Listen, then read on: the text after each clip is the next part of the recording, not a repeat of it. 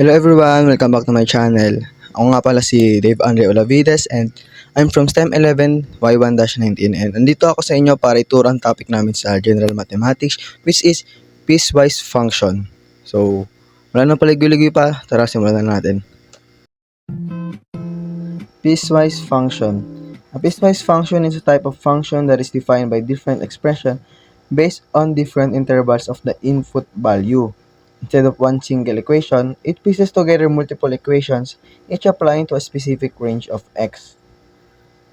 Baka yung sinasabi niyang different intervals of the input value, itong example natin dito. Ang value natin ng x natin ay pwedeng 2, -2, or 4. Umpisa natin sa unang-una, 2. Itong 2. 2x if x is less than or equals to. So, ang x natin ay pwede maging 2, 1, 0, -1, and so on. And then 3x if x is greater than 2. Greater than, so hindi siya pwede maging 2. So, ang x natin dito ay pwede maging 3, 4, 5, and so on. Basta tayo, 2.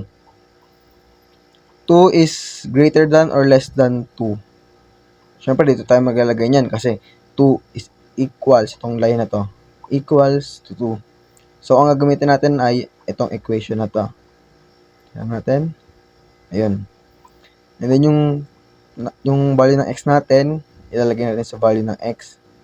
Then, ito yung magiging unang part natin sa solution.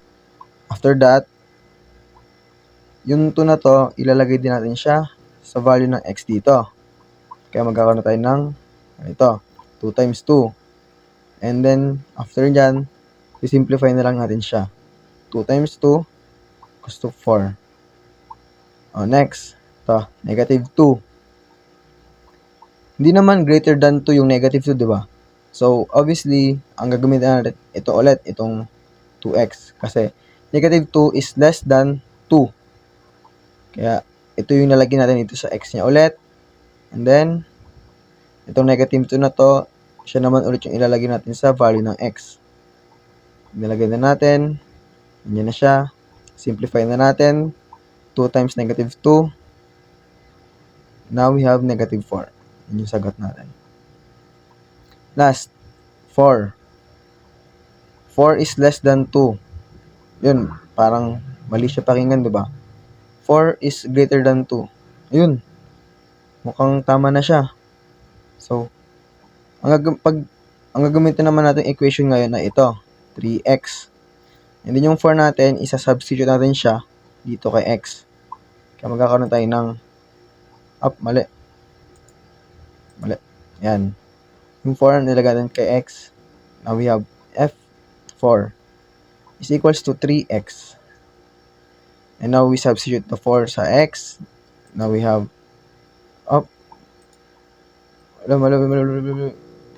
now we have 3 times 4. Simplify natin. 3 times 4, we have 12. Ayan. And then, magbibigay pa tayo ng isa pang example ulit. Ang value naman ng x natin ay pwedeng 3, 5, or -2. Ang ating equations ay x plus 4 if x is less than or equals 3. Kumbaga, pwede maging 3, 2, 1, 0, -1, and so on siya. Ang pangalan natin equation ay x minus 2 if x is greater than 3.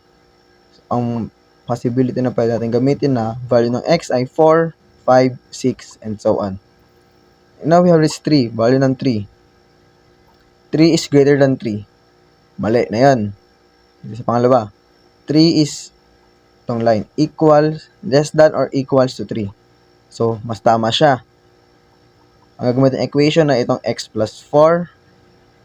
Tapos, ang 3 na to ay i-input natin siya dito kay x. Ayan. After that, yung nasa x natin na 3, isa-substitute din natin siya sa x na nandito. Kaya magkakaroon tayo ng 3 plus 4. And simplify natin. And now we have 7. Okay, next tayo. 5. If 5 is less than or equals 3. Parang mali na siya agad pakinggan, yun pa lang eh. Tingnan natin sa baba. If x is greater than 3, if 5 is greater than 3. Ayun, mas tama na siya. Kaya ang gagamitan ng equation ay ito naman. Ito lumalabo. Yan. Malabo. Ba't lumalabo kaya?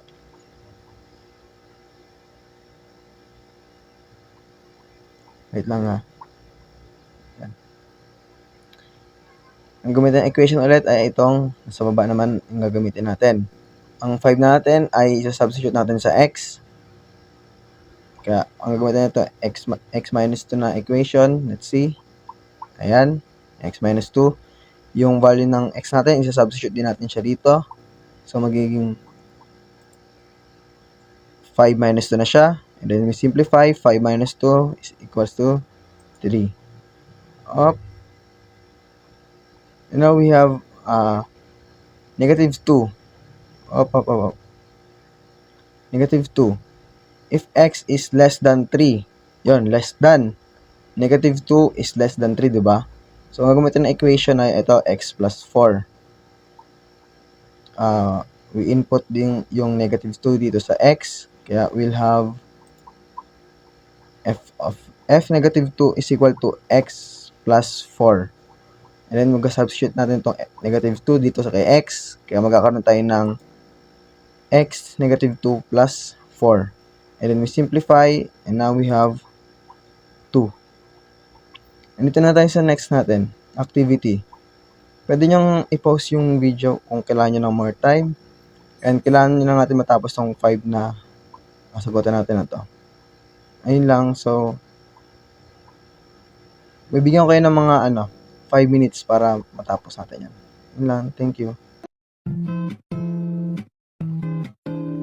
Situations bring you back to me. Oh, love is never break off. Guess you won't, that's all. In my head, you say that I'm dying to forget. I bit the bullet for you, for you.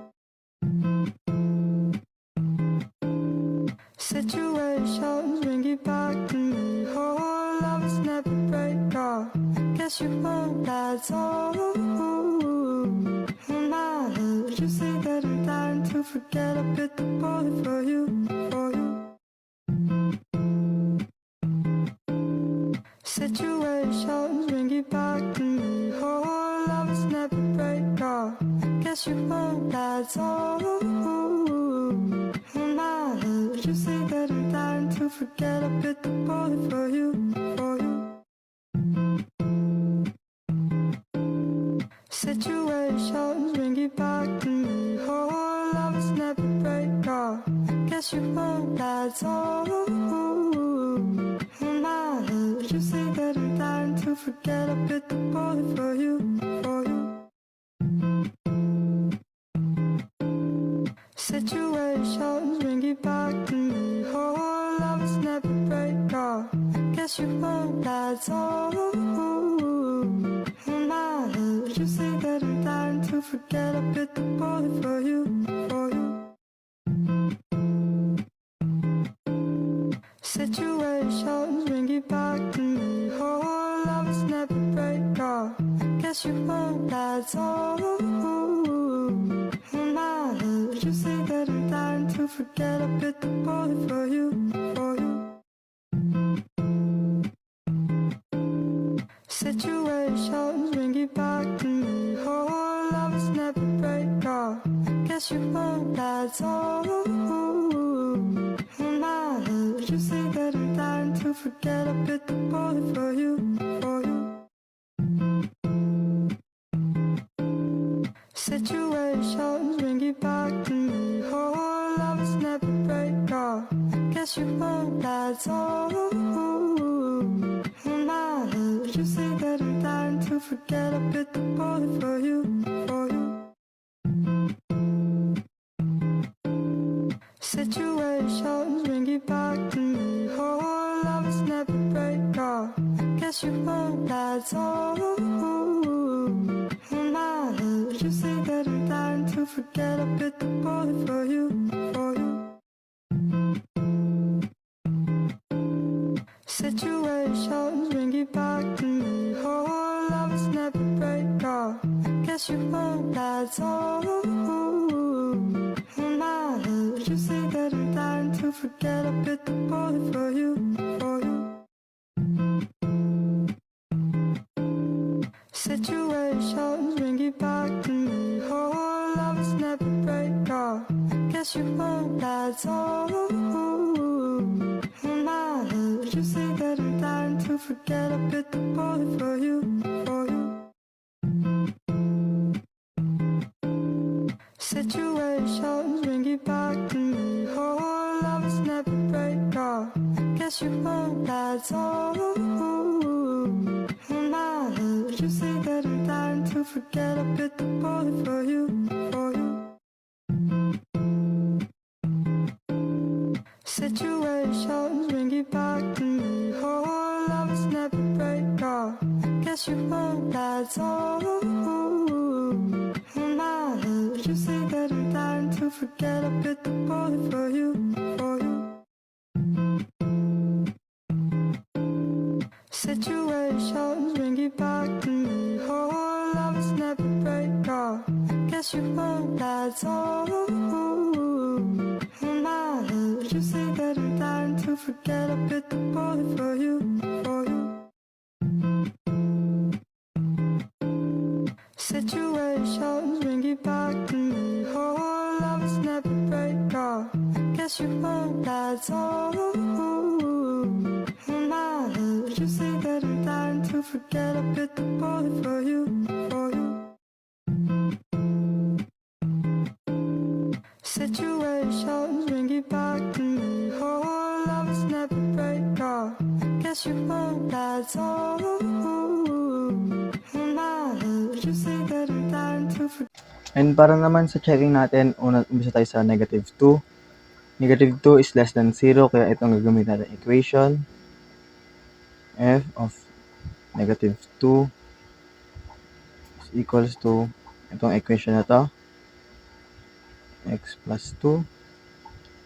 Substitute. Negative 2 plus 2.